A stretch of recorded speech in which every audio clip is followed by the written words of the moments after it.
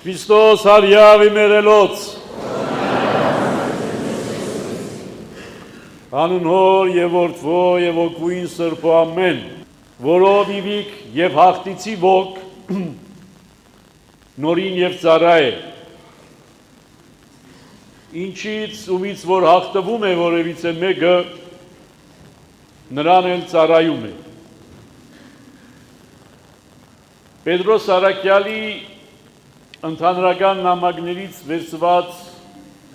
խոսք է, որտեղ Պետրոս Արաքյալը ասում է, որ եթե որևիցե մեկից պարտություն ես կրում, պարտվում ես, հաղթվում ես, դառնում ես նրան էլ ծառա։ Սա ընդհանուր աշխարհիկ երևույթների մեջ նույնքան ճշմարիտ է, որքան ճշմարիտ է նաև հոգևոր իրականության, հոգևոր գործերի մեջ։ Ինչու համար է ասում Պետրոս Արաքյալը սա, որովհետև Արաքյալը տեսնում է քարոզության ընթացքում, որ շատ շատերը հավատում են Քրիստոսի հարության, հավատում են Քրիստոսի ավետարանին, ընդունում են Քրիստոսի հարության իսկությունը և ավետարանի ճշմարտացիությունը, բայց և տեսնում է Արաքյալը, որ փոփոխություն չկա այդ մարդկանց շատերի մոտ, ոչ մի փոփոխություն, հավատում են, ընդունում են և շարունակում են ապրել այն կյանքով, ինչով որ ապրում էին մինչև հավատալը և մինչև ընդունելը։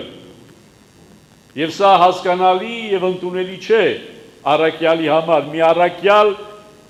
որ ձգնորս էր և դարձավ Արաքյալ, որ ուրացող էր և դարձավ վեմ, և որը նաև տեսնում էր Պողոս Արաքյալին, որ հալածիչ էր և դարձավ հեթանոսած Արաքյալ, ուրեմն Արաքյալը սպասում է փոփոխություն յուրաքանչյուրի մոտ, յուրաքանչյուր հավատացյալի մոտ և հաճախ այդ փոփոխությունը չի տեսնում, ոչ միայն չի տեսնում այդ փոփոխությունը, այլ նաև տեսնում է, որ շարունակվում է մեղքի և ապագանության մեջ մնալ Քրիստոսի հարությանը հավատալուց հետո նաև և սա տրտմություն է Արաքյալի համար,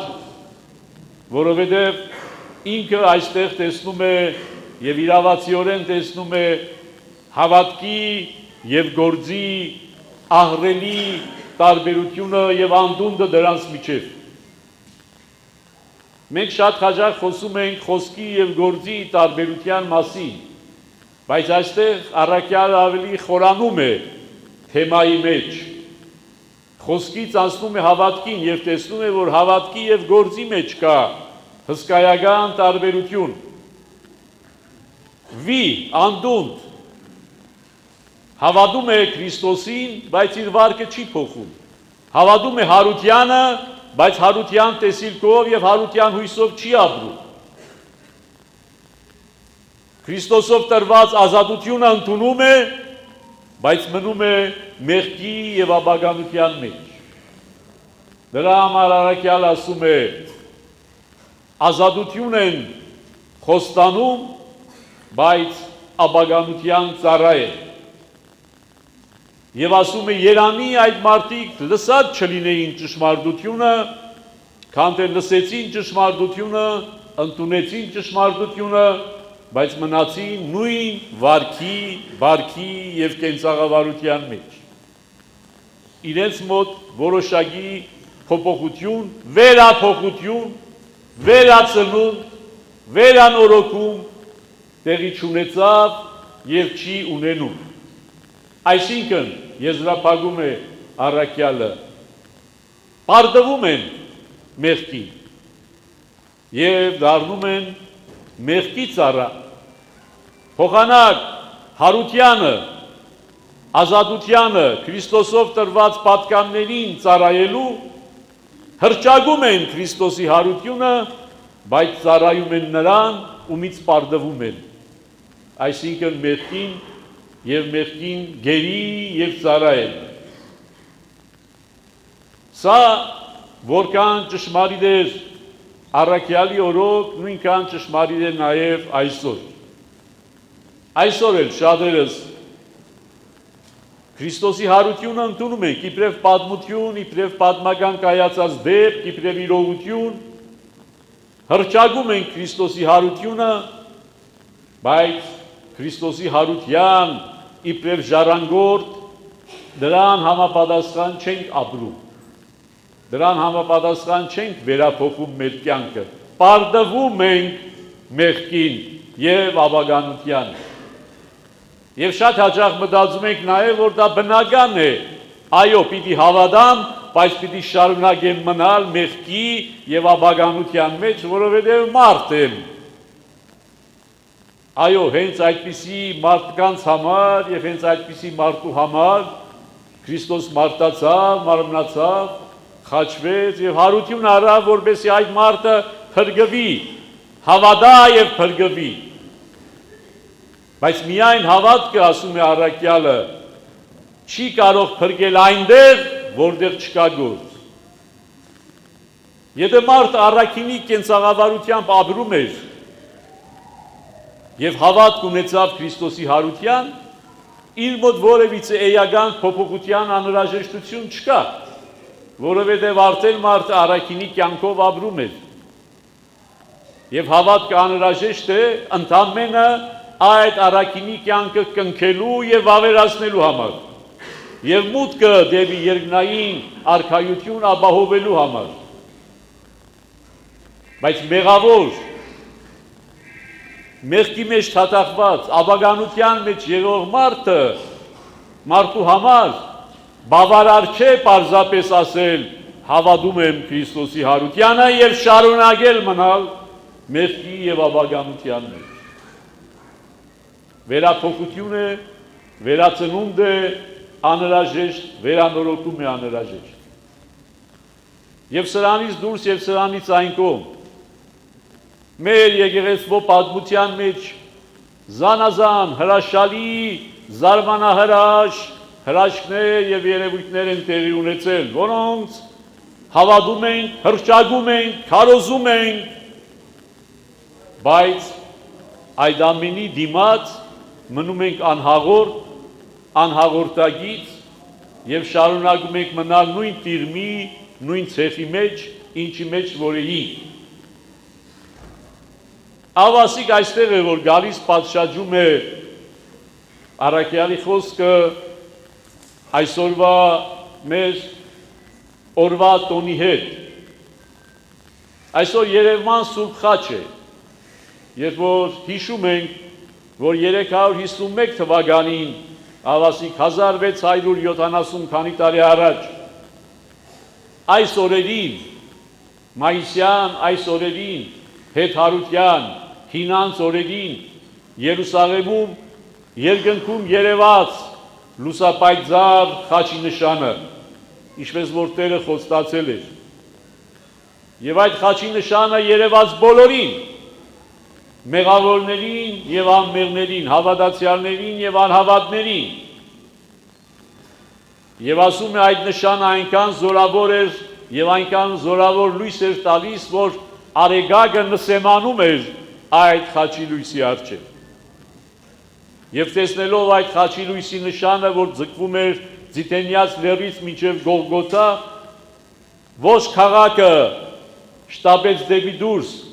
նույնիսկ նրանք, որոնց արգելված էր դուրս ելնել տներից, եւ նայեցին, եւ զարմացան, եւ հիացան, եւ հավատացին, եւ շատերը մգրտվեցին։ Եվ նաեւ Գյուրեղ հայրապետը Երուսաղեմի նամակով կայսեր ավետեց այդ սկանչելի հրաշքի մասին, ասելով այսպիսի սկանչելի հրաշք տեղի ունեցավ։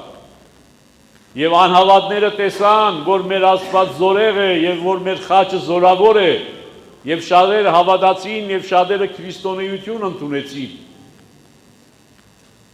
Եվ ահավասիկ այդ խաչի նշանին իբրև պատասխան, այո, հազարավոր մարդիկ հավատքի եկան, բայց ոչ բոլոր հազարավորները վերափոխվեցին եւ իրենց վարկը նորոգեցին, իրենց վարկը սրբագրեցին եւ շարունակեցին ապրել իբրև նոր մարդ։ Եվ ասիկ այսօր մենք բոլորս հավաքված չենք երկմտում եւ չենք երկնչում հավատալու այդ եղելության ասելու, որ այո, տեղի է ունեցել այդ դեպքը 351 թվականին։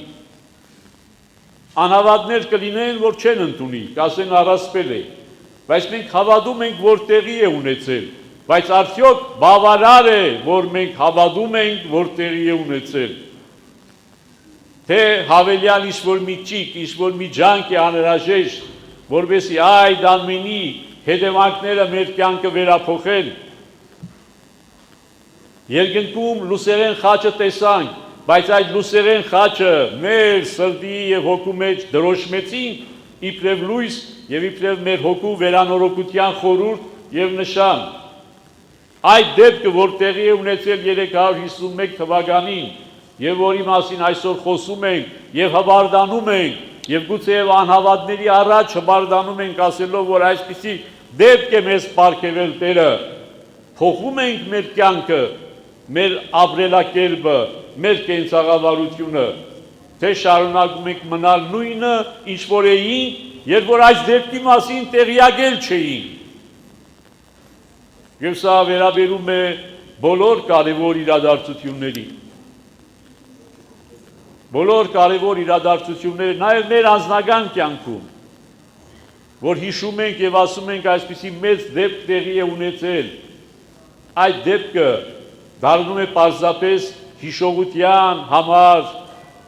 ինչ-որ մի դիպված, թե դրանից հետո մեր կյանքը մեկ անգամ ևս վերափոխվում է, նորոգվում է, թարմանում է, նորանում է։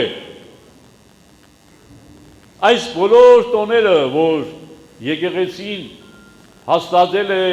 եւ հորդորում է մեզ նշել Սուրբ Ծնունդից սկսած, վերջացրած առաքյալների տոներով, ինչու համար, որպեսզի ամեն մի հանգրվանը մեզ անդրադարձի մղի վերափոխման, վերանորոգման, վերածննդի վարքը եւ կենցաղավարությունը փոխելու, չմնալու գերի այն մեղքին, որի մեջ էինք մինչ այդ, չծառայել մեղքին եւ ապագանությանը, չպարտվել մեղքին եւ ապագանությանը, չհաղթվել մեղքից եւ ապագանությունից։ Ավասիկ այս իմաստով, այս նպատակադրումով հավաքվել ենք այսօր եւ հորդորում ենք ձեզ առաքելական խոսքով, որ այս Երևան Սուրբ Խաչի դեպքը մեկ անգամ ևս հնարավորություն տա մեզ վերանորոգվելու, վերանայելու մեր սխալները, վերատեսելու մեր ընթացքը եւ դառնալու այո նոր մարդ, ինչպես որ Տերը կոչում է մեզ վերափոխման, մգրտությամբ եւ դրանից հետո մնայուն ապաշխարության շրջաններով, մնայուն վերանորոգության եւ վերափոխման ընթացքի մեջ լինել, չծառայել մեղքին, չհաղթվել մեղքից եւ ապագանությունից, այլ լինել հաղթած խաչի ծառա, հաղթվել խաչի խորհրդից, պարտվել խաչից, պարտվել խաչյալից եւ դառնալ խաչյալի ծառան եւ խաչյալի գործի կատարողը մեր այս իրականության, այս աշխարհի մեջ։ Հետևաբար, սիրելիներ, այսօրվա պատկանը պետք է այս լինի։ Ինչպես ասացի, ցանկացած տոն, որ տոնում ենք, միշտ պետք է մտածենք, լավ, այս տոնը ինչ ունի մեզ ասելու, պարզապես ուրախանալու, ցնծալու հնարավորություն է միայն, թե ինչ-որ ասելիք ունի մեզ եւ սպասելիք ունի մեզնից։ Եվ ահավասիկ առաքելական խոսքով ասում են, որ սպասելիք ունի այսօրվա տոնը մեզնից, այդ լուսեղեն խաչը մեր մեջ կրելու, իսկ մեր մեջ չենք կարող կրել մնալով մեղքի եւ ապագանության մեջ։ Պիտի փոխենք, պատշաճեցնենք մեր ներսը լուսավոր խաչը ունենալու համար, այլապես կլինենք պարզապես խաբեբաներ, որոնք ինչպես դարձյալ առաքյալ ասում է, ազատություն խոստանում են, բայց իրենք գերի են ապագանության։ Ուրեմն այս լուսեղեն խաչի եւ լուսեղեն խաչի շնորհիվ վերափոխության խորհրդով դարձյալ ողջունում ենք ձեզ եւ դարձյալ հրճագում Քրիստոս հարյավ իմերելոց